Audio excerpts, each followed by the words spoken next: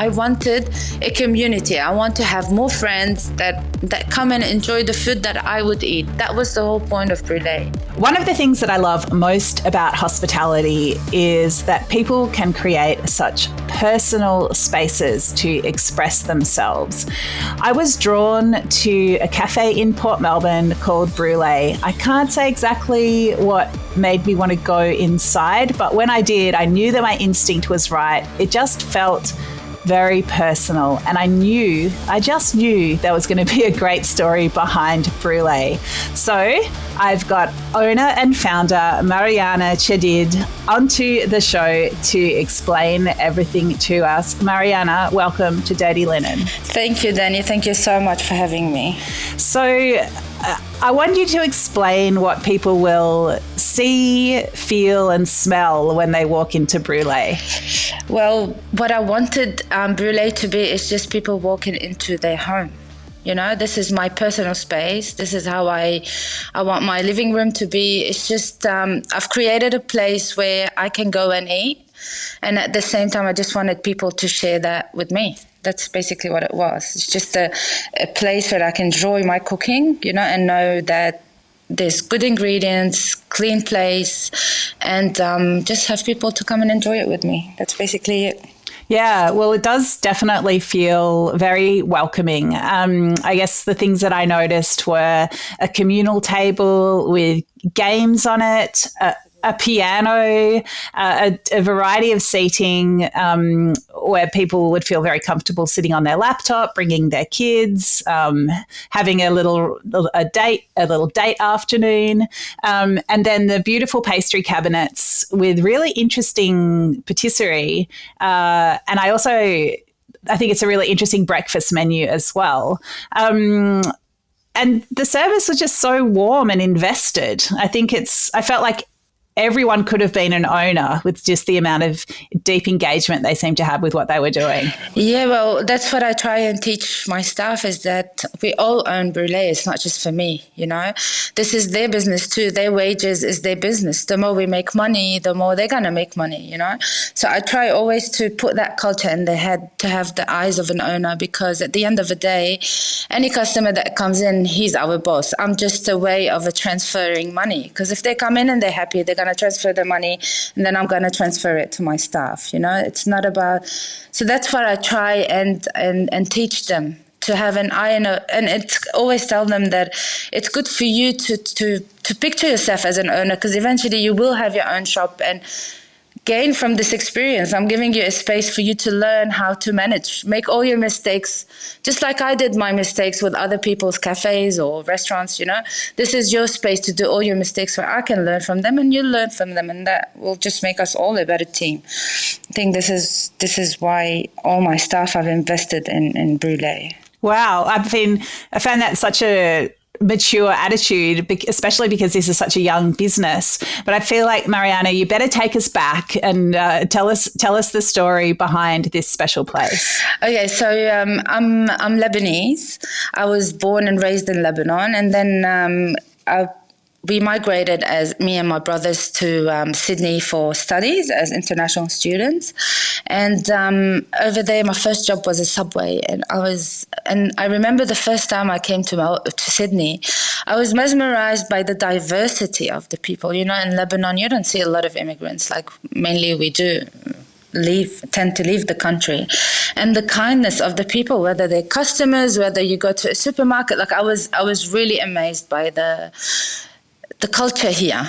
And I've worked at Subway. Then that's while I was studying, I did something that has nothing to do with cooking. It was architectural technology, and did some work in cleaning, which I always like to say why I've done these jobs, because these have taught me to become who I am today, you know. Because when you learn how to clean a bathroom, you will know how to clean your own bathroom in your own restaurants, you know. So that's why I always like to tell my staff that I was there. I was a kitchen hand. I used to scrub toilets. Like it's no big deal. This is how you learn. This eventually you will outgrow all these tasks. But if I have to do it, I know I'm going to do it right. So yeah. And then after I finished my studies, we all moved to Melbourne because it was easier for us to get our residency here in Melbourne back then, and started working in hospitality because I was on a bridging visa. I couldn't get a job, and I think I was lucky for that because it was easy to get a waitressing job. And my first job was at La Poqueta with Rocky in Carlton. I don't know if you know him. I'm sure you know him. Yeah, legendary place. I think when I was at uni, everybody worked there. And he was just a character, and I learned a lot from him, you know. It was him, he made the place. It was nobody else. When he's in there, the whole energy of the place changes. And this what taught me that, you know, you have to lead in a good energy. You can't just come in and... because it all counts on me. If I'm happy at the shop, everybody will become happy. So he had taught me a lot in that matter. And then after that, I just started moving on, went to a barista position, and it was just front of house all the time, to a point where I got a job at Zuki Group. You know, they're in hospitals. Yeah. And again, I started again as a barista and then became an operational manager for them, and even went back to Lebanon and opened for them there, one of their sites. But I was in a training team. So we would go somewhere and train for the new site for them, the new staff and all that. And then one day we were in Werribee, and then the chef called in sick. And they were like, we can't send you anyone like till 2-3 hours from now, like by the time we can organize someone. So I went in and I just started cooking, and I realized that, okay, I know how to cook. Only because I was watching the chefs, because, you know, you spend a lot of time with the chefs when you're working in managerial work in a big company. So, and I fell in love. Like I was maybe 26 or 26 and a half, and I just fell in love with it. And you know how you always have a dream of opening your own place eventually one day. I thought, you know what, I'm going to learn it. So that way, if I have a place, I don't have to cook, but at least I can fill in from a kitchen hand position to a head chef position. I'll be able to fit in, and I won't worry that much if I walk out, or, you know. So that was the what made me go try and cooking, but I didn't know I was so talented in it, and I didn't know I adored it this much, you know. But then at the same time, the film Julie and Julia for Julia Child was on, and I watched it. Then I went and bought her book, which is, the name of it was My Life in France, which she wrote it with her nephew, her own biography. And it was one of those books that I just, you know, when you read a book and you can't stop, like I think I didn't sleep for 2 days just reading it, and I was just in it, you know. I was picturing myself walking her footsteps. I just fell in love with her personality, the way she enjoyed cooking, you know. It wasn't like a job, and it was like just her feeding people. I just felt so connected to her.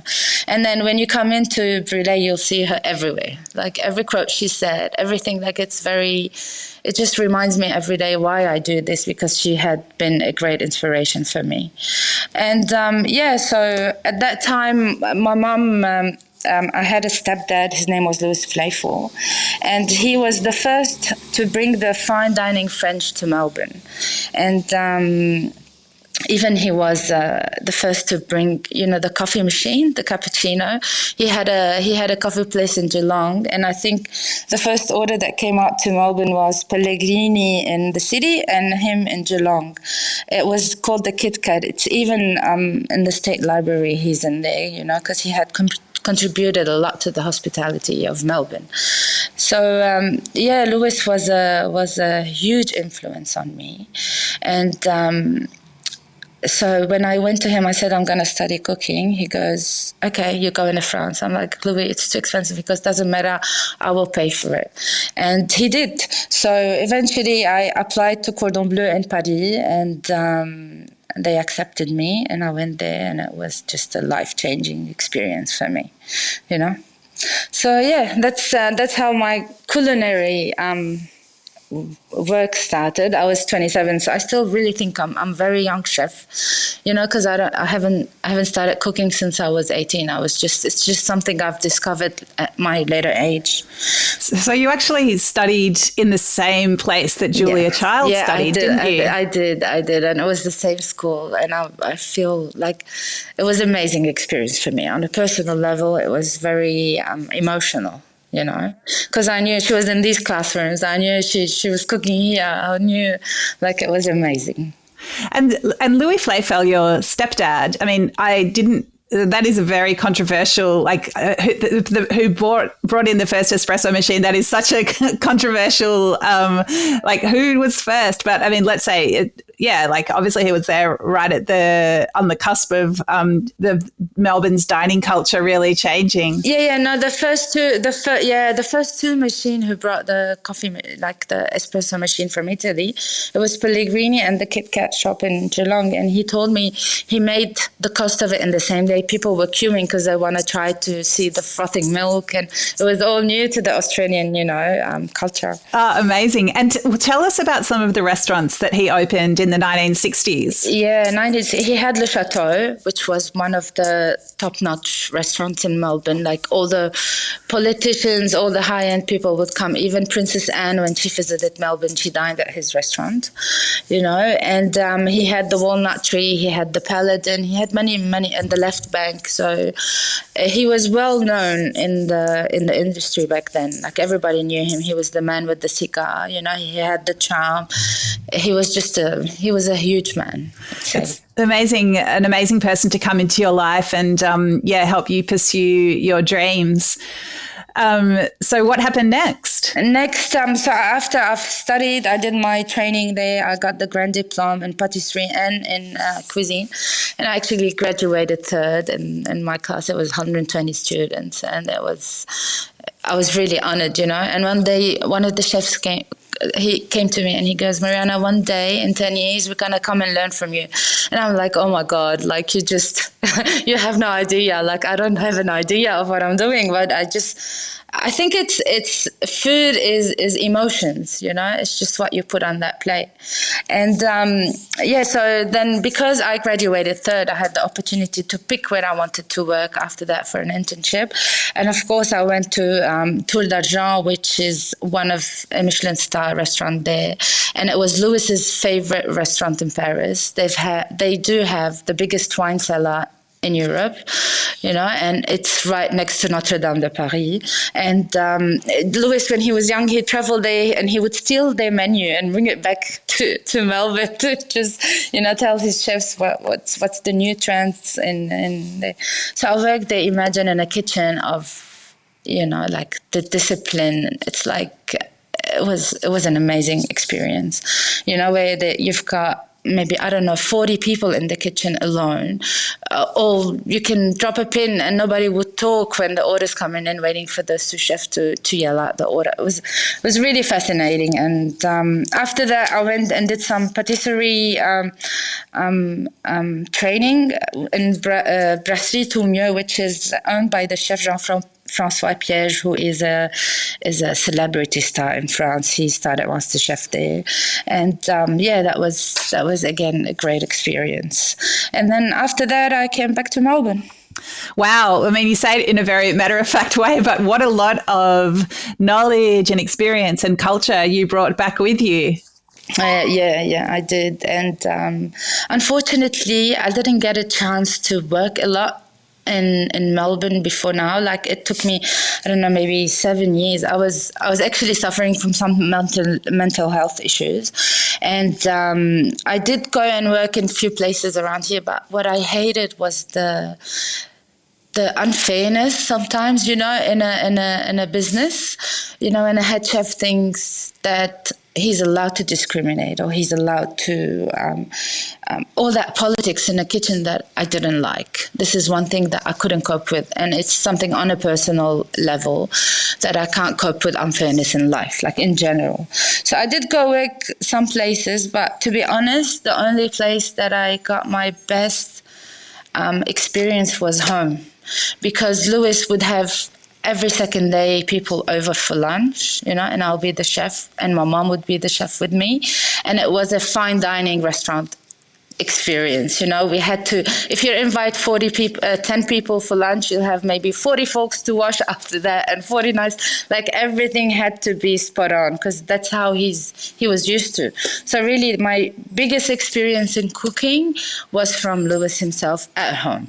So, yeah. Wow. I mean, that's really interesting that, you you could the discipline and the scale of those Michelin star French kitchens was easier to manage than these kitchens in Melbourne. Yeah, I know, because over there, it's still fun. At the same time, it's very disciplined. But in Melbourne, I'm telling you, I struggle because there's a lot of immigrants. They come and work in the industry, and I can't deal with unfairness. Because sometimes if you don't speak the language, it doesn't mean you're dumb. Does that make sense? People need to be more open, but I think it's changing now, I'm sure. But back when I worked, I had some horrible experiences. That's why I said, okay, I don't want to do this. I'll open my own restaurant one day and I'll have my staff happy, and that's it. That's all I wanted. Yeah. But again, the experience at home was amazing. I got to, at home, I got to cook foie gras, and I got to cook, homemade raviolis, and Louis knew his food, and he'd always tell me, in food there's no shortcuts, and what you put in that pot goes into your mouth. So if you're using wine and you're cooking, just put the best wine in. And if he had taught me a lot, to be honest. And I mean, sadly, Louis is no longer with us. Yeah. He passed away 4 years ago. But yeah, I wish he was here now to see what I've done, because half of the furniture were actually in his restaurants. I've moved them to Brulee, and yeah. Tell us the next part of the story, Mariana. So next part of the story was one day that, COVID hit. I was working at a cafe in Richmond, but I was very short because it's always takeaway. So I started just making food at home, and I'll get my friends and, family to try. And my best friend, Paula Cairo, she was my biggest, actually, pusher to go ahead and open, because when you want to open something, it's always you're hesitant if I'm doing the right thing, and she always kept pushing me because she was very well traveled and she knew her food too, and every time I cook something, she'll just bang, do it good, and this is perfect. She will always judge me very bluntly, very honestly, and so that was just a trial. And then one day I made a croissant, and they all fell in love with them, And I was proofing in the oven with a cup of hot water, and it was just, I was having fun really at home. And then Paula kept pushing me. She goes, you should sell these, And I said, you know what, I'm going to do it. So I've put it in a box, and I went to the Pantry in Brighton, and I dropped off the box, and I left my number on the box. I didn't have business cards or anything. And I said, look, I don't know who's the owner. I knew of him. I said, this is my product. If he likes it, let him call me. And he rings me the second day. He goes, come down. What's your story? I said, well, I have no story. I'm just doing this at home, and I think they're really good, And he said, yes, start. I will support you. And his name is Daniel. And he was the reason why everything has happened here now at the moment, because he believed in me. He goes, do it. I'll wait for you. Organize everything you need to do. Start from home. And then, that's how I started in the garage, got everything approved and started selling. And he got me 10 other customers maybe, as a wholesaler. And then all of a sudden, 3 months later, I had 4 or 5 people working with me.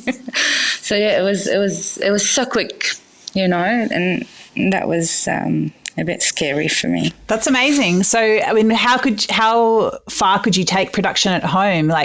Well, it was a big space. So we were doing 400 croissants a day, all hand laminated. And, but my mom got, she could help me out to start with, but having people coming in at 4 o'clock in the morning, into her home, it was a bit. So she said to me, it's time to move on to another premises. And I was looking for a place. I had a vision of Brulee. I didn't know how it would look like, but I just needed a heritage corner shop. And that's what led me to Port Melbourne. just the building. It is a lovely space, and it's got a nice corner spot, big windows on both sides. Tell us about bringing the space together and opening up. Yes. So what happened was that the only few people came in and checked it with me, and one of them was Paula, and she was a lawyer, so she was helping me because I have no idea, like I'm still a baby in this industry. I'm not an expert. So she was helping me with the lease and all that, and then after I finalized, the day I signed the lease, I ring her to tell her we did it, and then her sister answers and she tells me that she passed away with a heart attack. And it was the biggest shock of my life. Like I was broken, I couldn't think straight. And imagine I had to move a shop. I had to keep my customer running. It's not like I can just shut. I had a product to deliver at the same time. I've lost somebody so precious to me, and it was really, really hard. Like my motivation was down to -100 maybe, but it kept going. I had trained my staff properly, and they were very helpful back then. They did it. I was absent for a few months. I was totally absent from Brulee, but slowly we moved, and just to keep her next to me, we've got a huge mural at the back of Brulee. Next time you come and make sure you check it out. It's her face, and I said if I make it, I want to make it with Paula. So I want to make sure she's part of my story everywhere I go.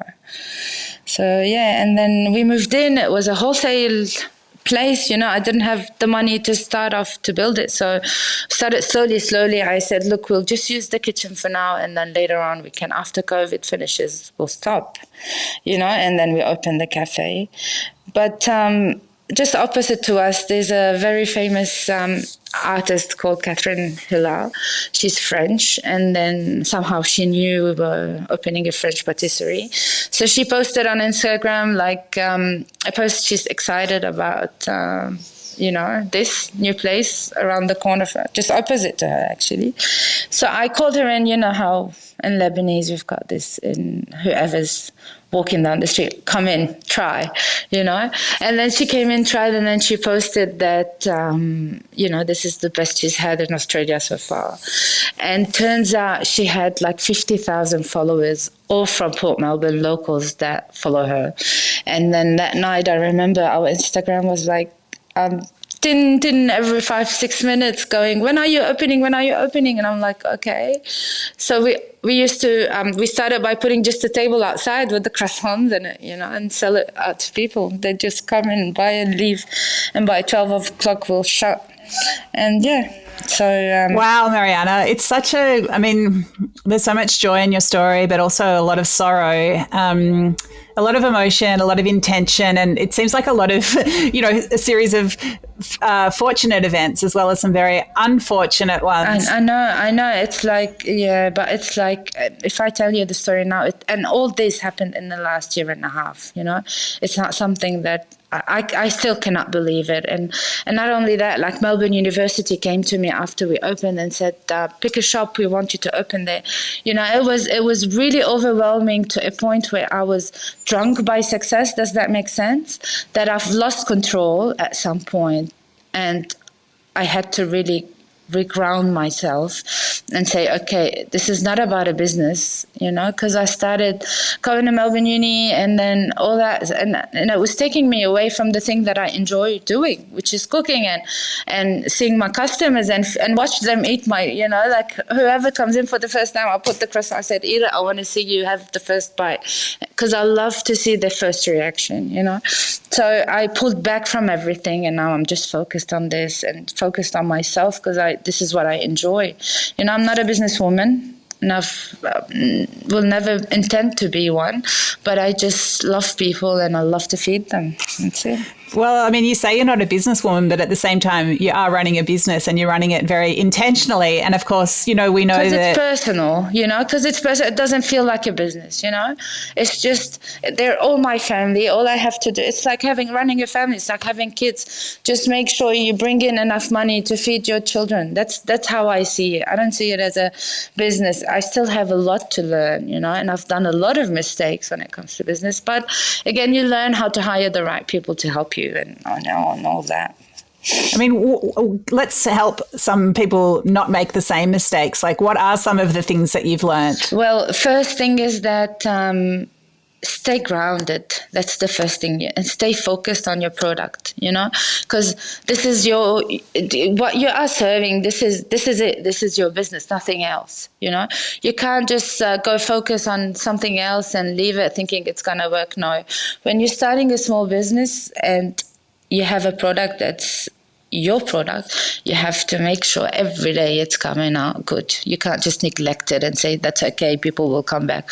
People won't come back, I think Melbourneian and Australian in general now know that a good food, they'll come back. They know, they've started traveling a lot and they know what a good product is. You can't just do shortcuts here and there just to, they're not dumb with their palates anymore.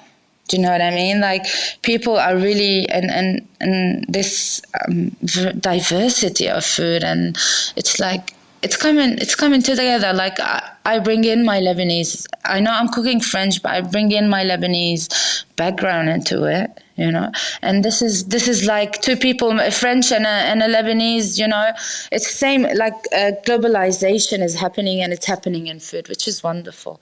It's just like you see children that are half Lebanese, half French, or half Asian, Malaysian, and that's happening in food too.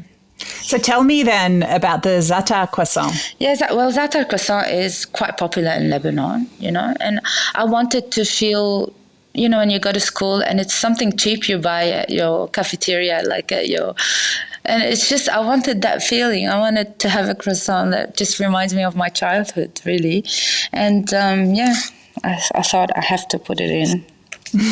And it's amazing. It's amazing.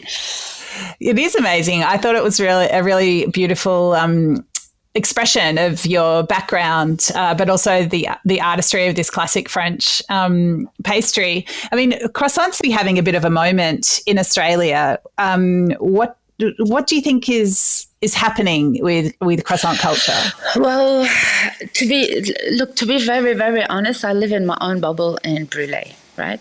I hear customers talking about, there's abundance in everything in life, and this is what makes it so special, because you can come and have my croissant, you can go somewhere else, have a croissant, and when it's a good croissant, it's a good croissant, but it's simple. It's just a croissant. You can't have.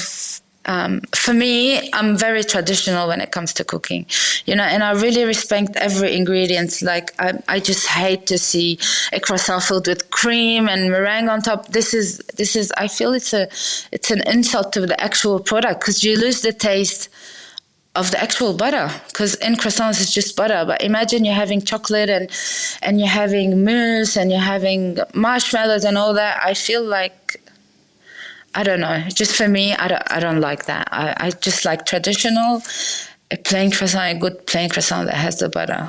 You have to give every product the space to just be enhanced in what you are offering. Yeah, express that purity. Yeah. I mean, because everything, like, even if you're having a ham sandwich, you just have to have a ham sandwich. You can't put sauce. You can't. Just salt and pepper, that's all it needs. And actually, when I hire chefs, this is the first thing I ask. It's just a traditional, ham and cheese sandwich. It's just an omelette, something so simple, because this is how you feel.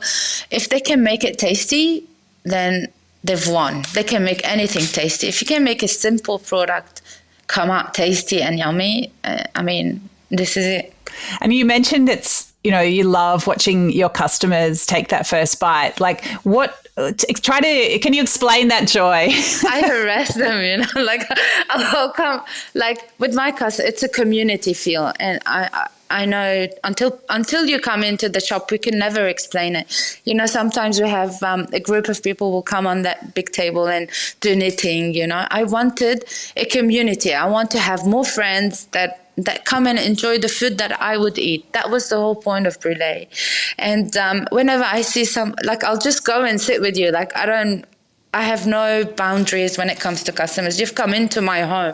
This is how I feel. I'll introduce myself, sit with you, and even my staff, they do the same thing. I've taught them how to be generous, you know, like get them to try it and then see their feedback. And because they are eventually my customers are my shareholders and they are my investors. You know, without them, I can't run anything. So I'll sit down and I'll like, especially when somebody that comes in and not pretend, but they've been around, they've tried croissants. I'm like, no, wait till you try mine.